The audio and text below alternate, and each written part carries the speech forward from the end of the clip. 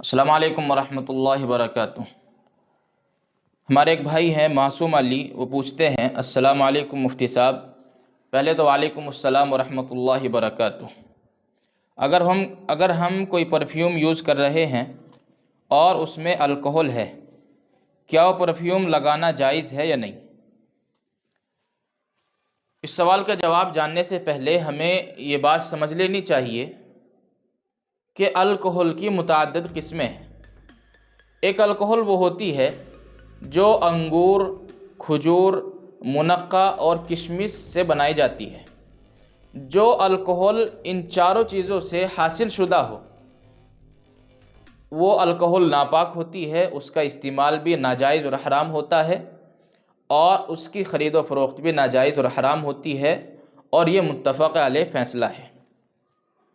ایک الکحل وہ ہوتی ہے جو ان چار چیزوں کے علاوہ دیگر اشیاء سے بنی ہوئی ہوتی ہے، جیسے مثال کے طور پر جو، آلو، سبزی، گنا اور شہد۔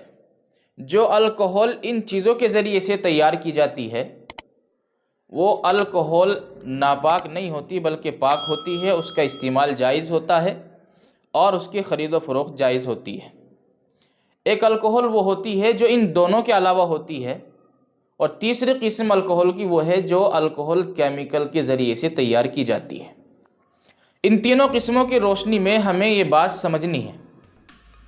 ہمیں صاف طور پر یہ سمجھ لینا چاہیے کہ آج کل دوائیاں اور پرفیومز وغیرہ کے اندر جو پرفیوم ملایا جاتا ہے وہ ان چاروں چیزوں سے، انگور، کھجور، منقع اور کشمش سے حاصل شدہ نہیں ہوتا بلکہ ان کے علاوہ دیگر اشیاء سے حاصل شدہ ہوتا ہے۔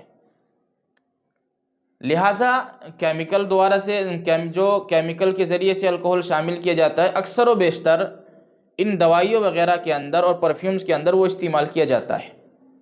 لہٰذا جب تک کسی چیز کے بارے میں یہ فیصلہ نہ ہو جائے اور تحقیق سے ثابت نہ ہو جائے کہ اس کے اندر جو الکحل شامل ہے وہ انگور، کھجور، کشمش اور منقع سے حاصل شدہ شامل ہے، اس وقت تک اس کے بارے میں، اس کے حرام اور ناجائز ہونے کے بارے میں فیصلہ نہیں کیا جا سکتا۔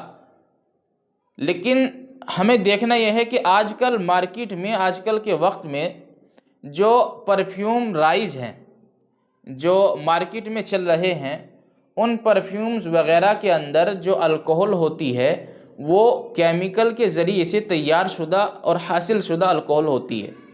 لہٰذا جب وہ کیمیکل دوارا تیار شدہ، حاصل شدہ الکحل ہوتی ہے، اس کو اس میں پرفیومز میں ملایا جاتا ہے تو وہ پاک ہوتی ہے۔ لہٰذا جب پاک ہوتی ہے تو اس کا استعمال بھی پاک ہوتا ہے۔